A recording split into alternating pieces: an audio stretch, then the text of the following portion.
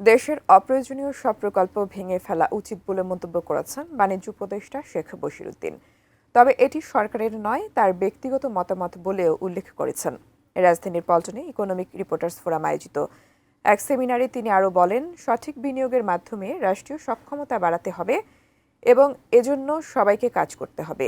সেমিনারে বক্তারা দেশে গাড়ির রেজিস্ট্রেশন ফি এবং আমদানি শুল্ক কমানোর উপর জোর দেন।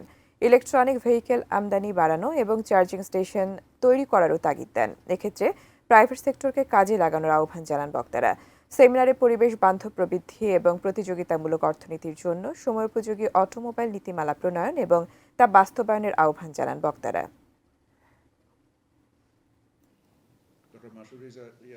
যেগুলো প্রয়োজন নাই এমন সব জিনিস যা করা হয়েছে যা কল্পনার ভিতরেও আসে না।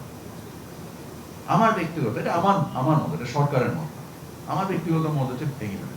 এটা ভেঙে ফেলার দুইটা কারণ। একটা হচ্ছে যে এর কোনো অর্থনৈতিক ব্যবহার নেই, অর্থনৈতিক কারণ নেই এই প্রকল্পগুলো।